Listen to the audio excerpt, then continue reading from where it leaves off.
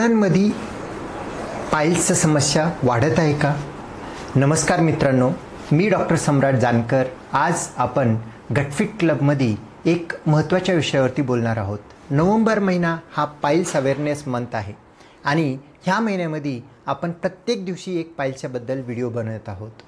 आजच्या घडीला पहिला असा आपण समजायचो पाईल्स किंवा मूळव्याधाचा विषय हा गरोदरपणामध्ये स्त्रियांमध्ये किंवा वयोवृद्ध लोकांमध्ये समजला जायचा. पण आजकाल हा तरुण पिढीमध्ये जे की 20 ते 35-40 वयोगटामध्ये खूप प्रामुख्याने दिसून येत आहे.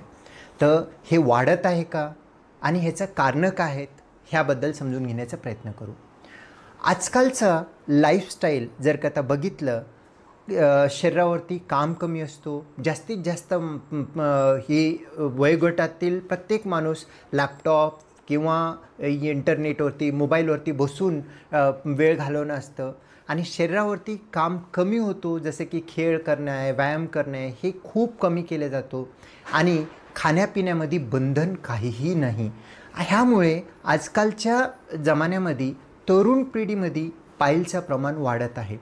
आणि पहिलं असं असायचं की वय झाल्यानंतर, एक वयाच्या नंतर 50 नंतर 60च्या नंतर पाईल्सचा हा प्रॉब्लेम खूप प्रामुख्याने दिसायचा.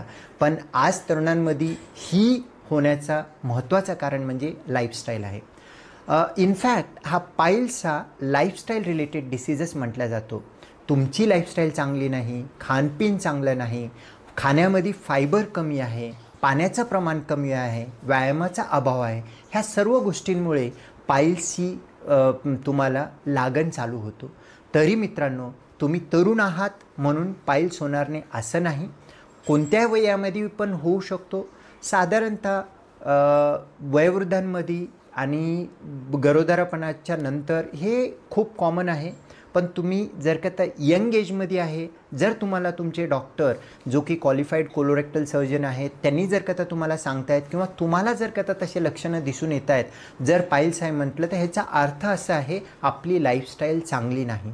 तरी तुम्ही यंग असाल तर तुमची लाईफस्टाईल सुधारा, खाण्यापिण्यामध्ये सुधारणा करा, जास्त फायबर घ्या, पाणी जास्त घ्या, जास्त वेळ बसून राहू नका. डिजिटल डिटॉक्स म्हणजे खूप वेळा डिजिटल लाईफमध्ये लॅपटॉपवरती मोबाईलवरती गरजेपेक्षा जास्त आणि टाईमपास म्हणून पण त्याच्यामध्ये बसून राहणं हे टाळा. आणि तुम्ही फिजिकल ॲक्टिव्हिटी जसं की छोटे छोटे व्यायाम आहे, चालणं आहे, फिरणं आहे, सायकलिंग आहे, योगा आहे आणि छोट्या छोट्या गोष्टींसाठी आपल्या घरगुती कामं आहे, हे सगळं करणं प्रेफर करा. जेणेकरून बॉडीमध्ये हालचाल होईल, रक्तपुरवठा चांगला होईल आणि अननेसेसरी गुदाशयावरती प्रेशर येणार नाही. महत्त्वाचं म्हणजे टॉयलेटमध्ये मोबाईल घेऊन जाणं टाळा. ह्या सगळ्या गोष्टीमुळे पाईल्सचा धोका इवन यंग एजमध्ये होणारा टळू शकतो आणि तुम्ही निरोगी राहू शकता आणि ह्या आजारामधून जाण्याची गरज असणार नाही. आणि जर का तुम्हाला तसे लक्षणं दिसत असेल, घरी बसण्याची गरज नाही.